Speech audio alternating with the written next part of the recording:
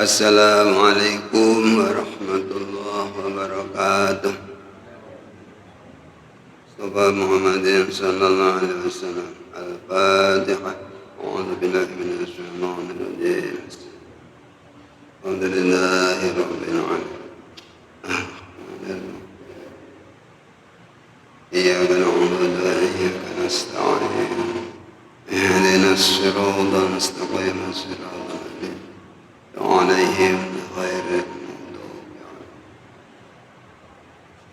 حضرة جميع آبائه وأمهاته وأزواجه وذريته جميعا وعلى نبينا المرسلين يقولين أصحاب يقولين التابعين والتابعين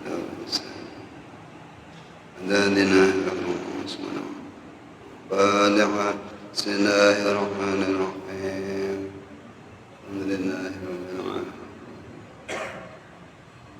إياك نعبد وإياك نستعين اهدنا الصراط المستقيم صراط الذين أنعمت عليهم غير المغضوب عليهم حضرة جميع آبائنا وأمهاتنا وأجدادنا وجداتنا وأمنا وأمتنا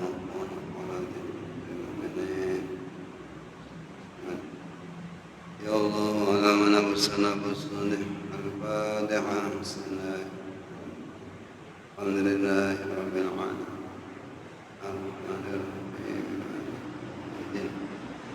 إياك نعبد وإياك نستعين اهدنا الصراط المستقيم صراط الذين أنعمت عليهم غير المغضوب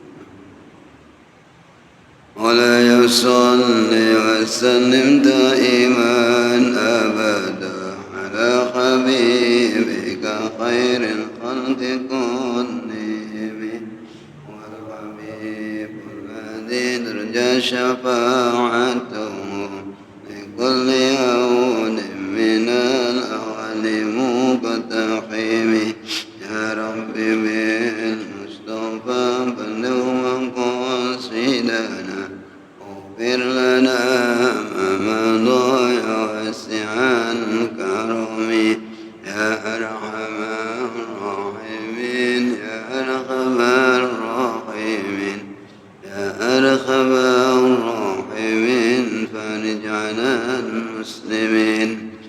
Alhamdulillah wassalatu wassalamu ala rasulillah sayyidina Muhammad wa ala alihi sahbihi wa mawala ma ba'du wala hawla wala quwwata illa billah.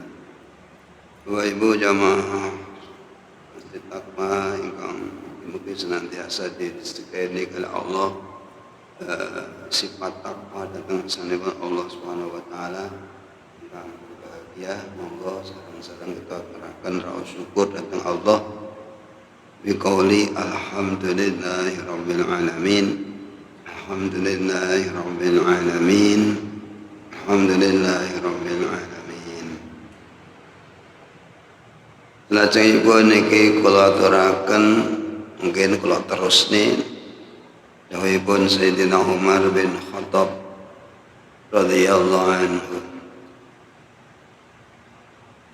Panjenenganipun dawuh bismillahirrahmanirrahim asyratun la tasluqu bi ghairi asyrah qarinuha.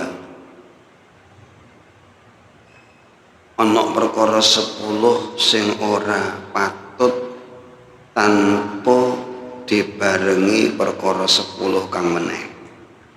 Perkara 10 mau dadi ora pantes yen to ora bebarengan karo 10 kang meneh.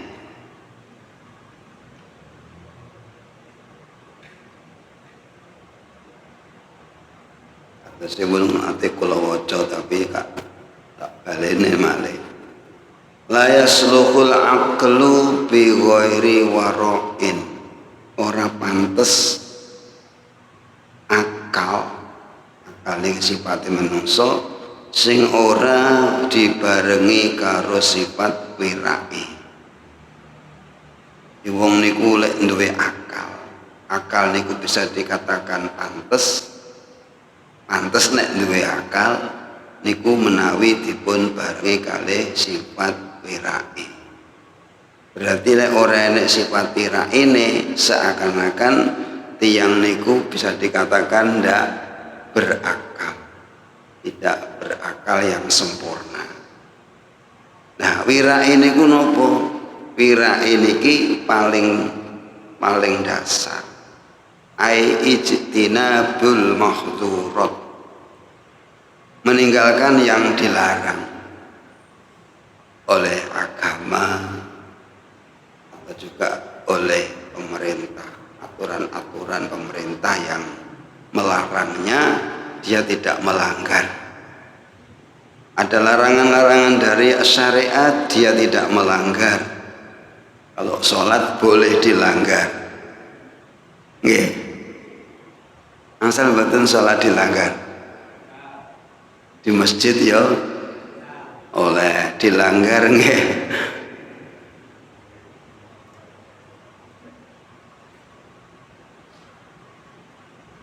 Omongannya ada.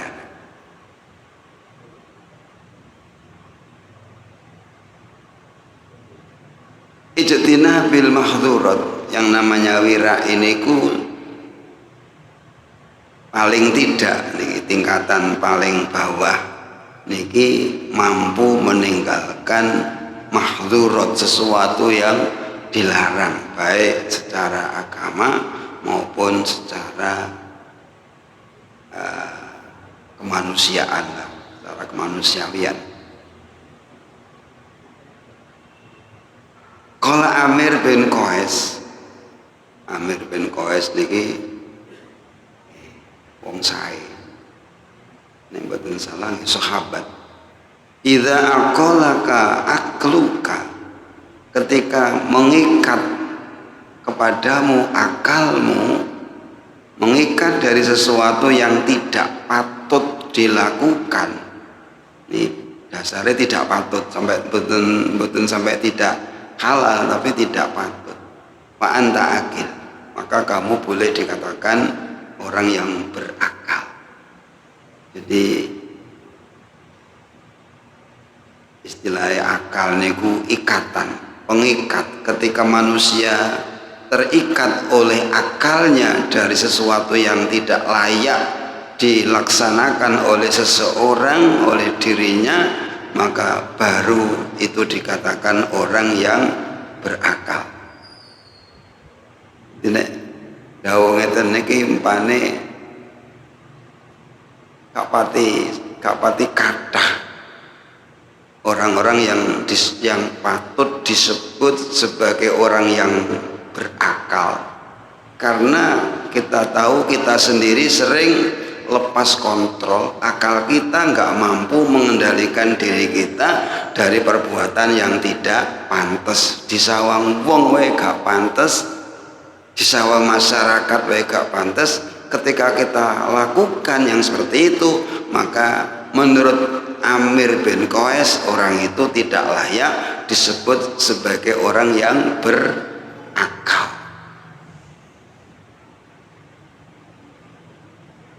Sampeyan kembangane dhewe.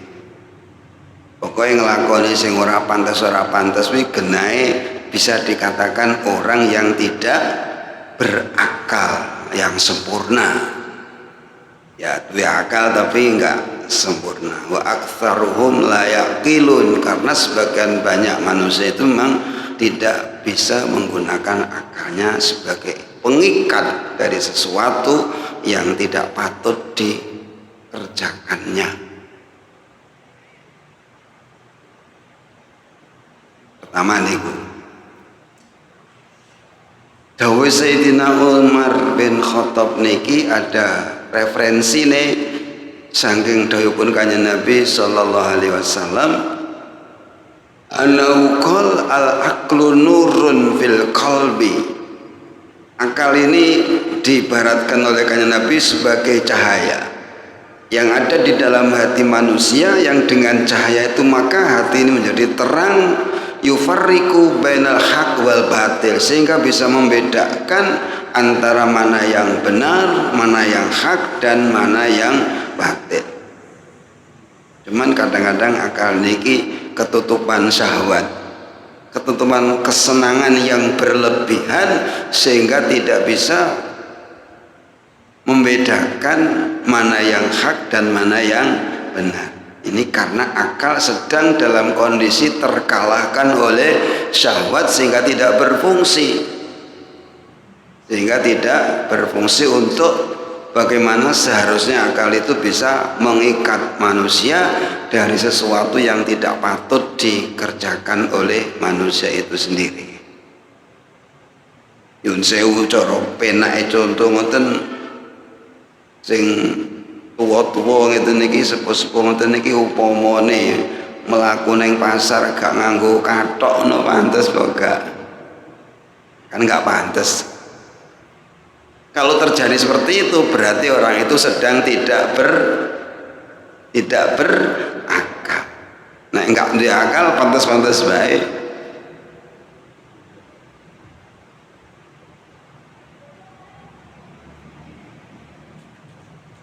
Di akal niku diibaratne kalih Kanjeng Nabi didhawuhne disebut sebagai nur, cahaya yang ada dalam hati. Yang dengan cahaya itu maka manusia mampu membedakan antara yang hak dan yang batil. Nek ora enek cahayane ya peteng berarti nggak bisa bedakno. Petenge hati karena tidak ada cahaya. Kenapa tidak ada cahaya? Karena didominasi oleh syahwat. Syahwat itu sesuatu yang menggelapkan hati manusia. Pun Kak Sati ceritanya gitu nih, ketika manusia gelap hatinya karena dipenuhi dengan syahwat kesenangan yang berlebihan, baik senang kepada jabatan, senang kepada harta benda, senang kepada apa saja, niki secara dohir umumnya niku sudah ndak bisa membedakan ini pantas, ini gak pantas, ini baik, ini gak baik. Pokoknya yang penting keturutan apa nih? Karepe. Bahasanya menghalalkan segala cara. Nomor kali wal amal bi ghairi ilmin. Tidak pantas ngamal yang tidak dibarengi dengan ilmu. Di ngamal niku nek ora enek ngilmune dadiane ya ora pantes. Ora enek ngilmune. Pekerjaan-pekerjaan yang dikerjakan oleh seseorang yang tidak memiliki ilmu tentang pekerjaan itu, maka hasilnya tentu tidak maksimal. Politisi-politisi satu misal yang tidak mempunyai ilmu politik dalam bagaimana mengatur negara, ya dadane negarane ya semrawut. Karena pekerjaan yang tidak disertai dengan ilmu yang terkait dengan pekerjaan itu. Susah niki nikmat nggih. Sing ngerti ora disenengi, sing ora pati ngerti disenengi. Ya. Sing seneng niki nggih panjen ya seneng priye. Sehingga cara berpikire nggih wong seneng niku pun ndak bisa dibantah lagi. Pokoke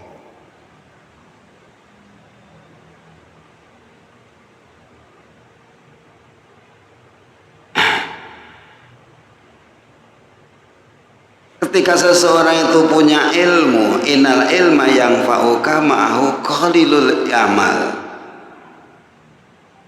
Ketika ilmu seseorang, ya ilmu lah begitu, itu akan bermanfaat untuk kamu karena ilmu itu ngamal yang sedikit sekalipun.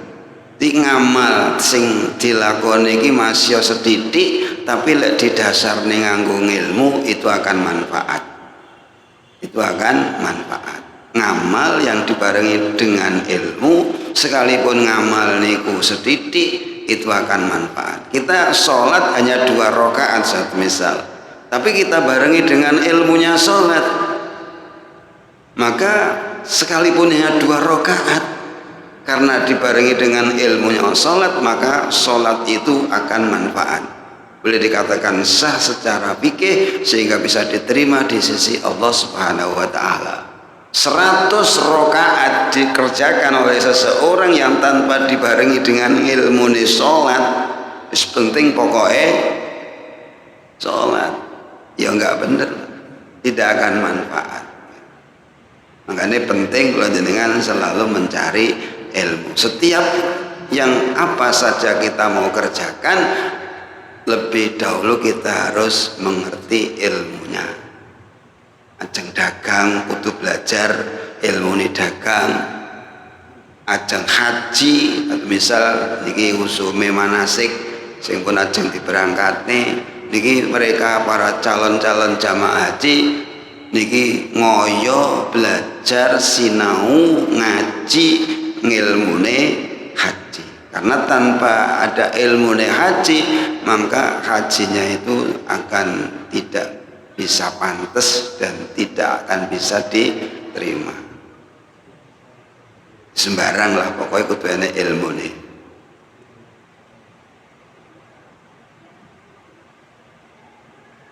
Saterusé walal fauzu bi ghairi khasyah,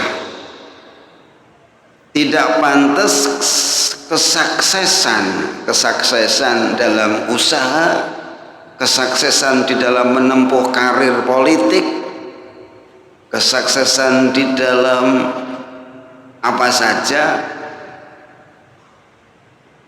tidak pantas ketika tidak dibarengi dengan rasa kekhawatiran.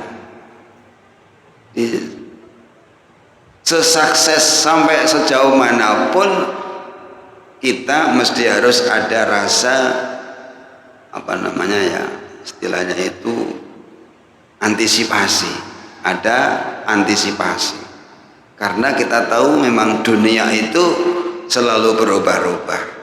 Banyak orang yang sudah merasa berhasil, merasa sukses, akhirnya jatuh gulung tikar karena tidak ada antisipasi lebih jauh ke depan.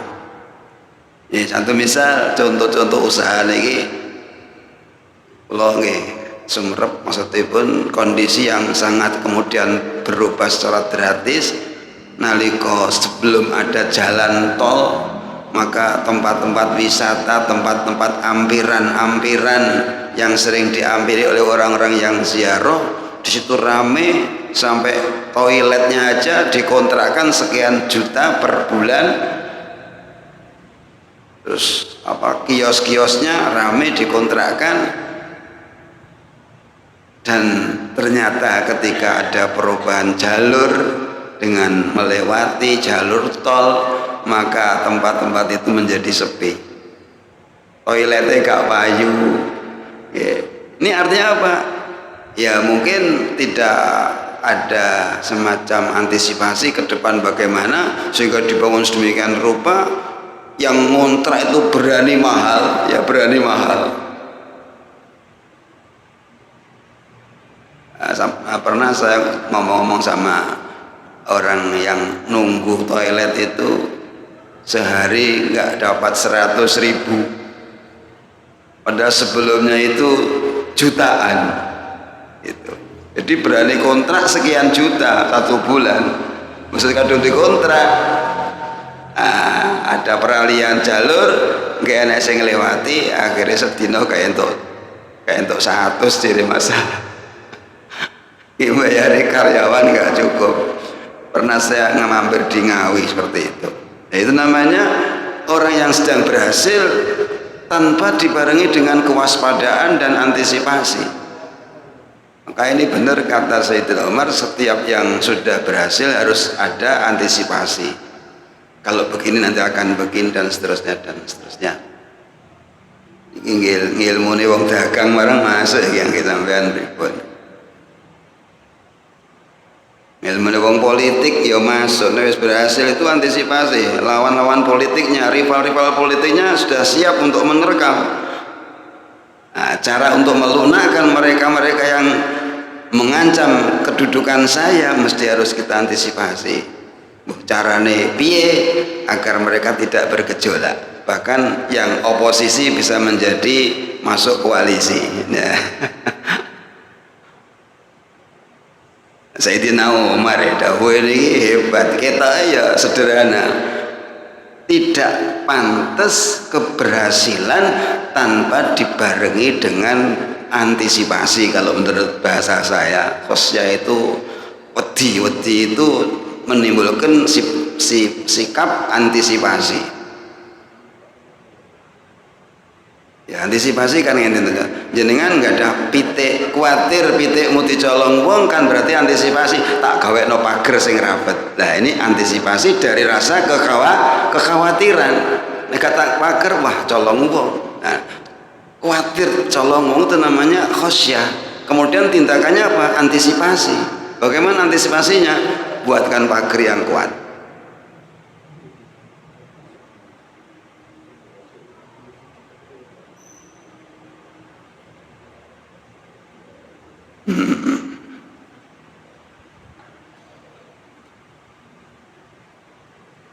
Ayla yasluhu dzufru bil matlub wala najja minal halak bi ghairi khasyatillah. Niki bahas khosyah kan Nabi dawuh ngeten. Qala Rasulullah sallallahu alaihi wasallam la yadkhulun nar man baka min khasyatillah.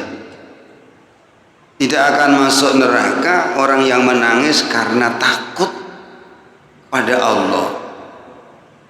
Pertanyaan ini untuk diri kita sendiri. Pernahkah kita meneteskan air mata gara-gara takut kepada Allah?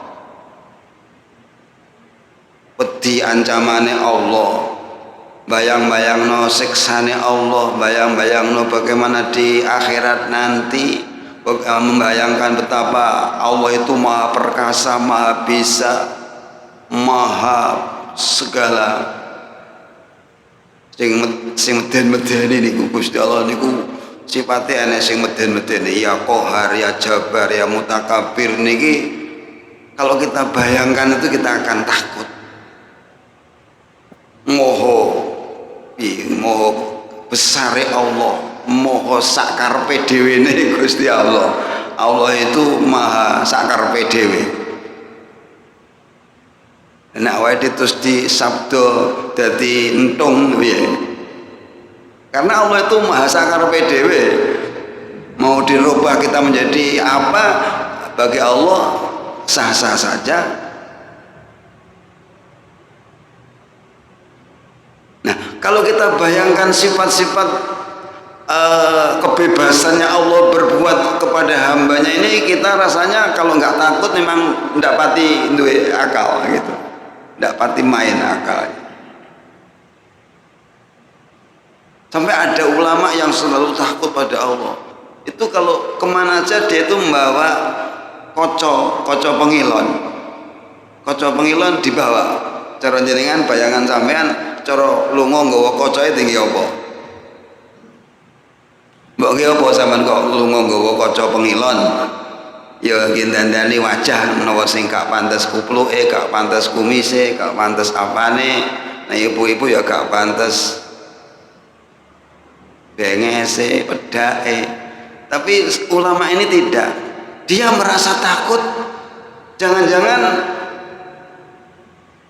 ujuk-ujuk wajahnya itu berubah menjadi hitam kelam, padahal dia itu orangnya putih, tapi dia takut karena dosanya, karena kesalahannya yang tidak dia rasa. Allah kemudian memberikan teguran, peringatan, bahkan juga azab dengan dirubah bentuknya, dirubah warna kulitnya. Maka dia setiap saat itu selalu melihat kaca, sik panggah aslinya wis berubah. Seperti itu orang yang ada rasa takut kepada Allah. Dia kan menter, tenang aja. Masih dosane pirang-pirang, salah pirang-pirang, orang duwe kuwatir ada dirubah dadi celeng wis ora kuwatir. Subhanallah. Jadi kita bagaimana membangun rasa khosyah kepada Allah, rasa takut kepada Allah, sehingga dengan kehadiran rasa takut ini mampu air mata itu menetes dari kita, dan itu ada jaminan tidak akan masuk neraka. Luar biasa. tidak akan masuk neraka kecuali kalau ada susu yang bisa masuk ke apa aneh-aneh ya payudara lah, ya nggak mungkin lah enak susu kok balik nang payudaranya kan nggak. Tidak mungkin orang yang pernah menangis karena takut pada Allah itu masuk neraka. Mudah-mudahan kalau panjenengan diberikan Allah hati yang punya rasa takut kepada Allah sampai mampu meneteskan air mata. Ojo kok nangis goro-goro kakean utang tok ya. Nangis perkara dadi caleke panggah dadi piye iki bahasane panggah calon. Calon tetap calon. Adung tak pirang-pirang ora kepilih. Akhirnya nangis. Hadirin rahimakumullah, ini peringatan dari Sayyidina Umar bin Khattab. Kelihatannya ditulis dalam kitab kuno, tetapi kalau kita mau mencerna ini akan bisa tetap relevan kita jadikan sebuah rujukan, sebuah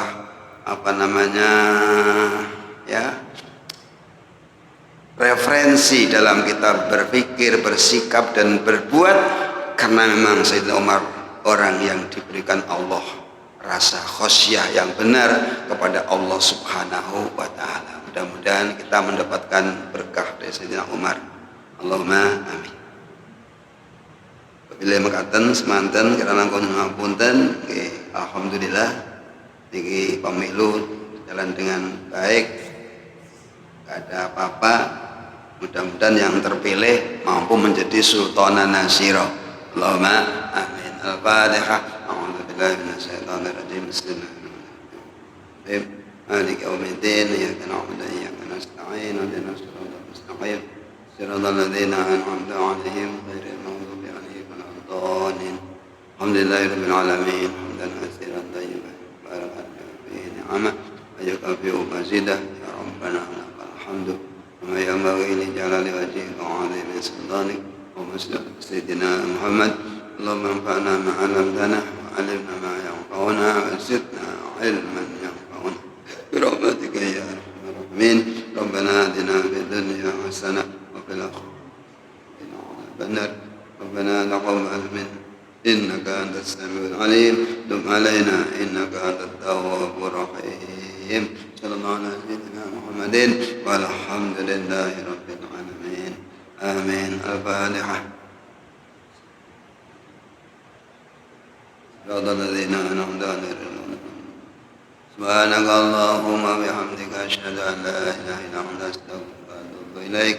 سبحانك اللهم وبحمدك أشهد أن لا إله إلا أنت أستغفرك وأتوب إليك.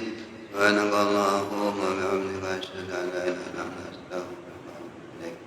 Assalamualaikum warahmatullahi wabarakatuh.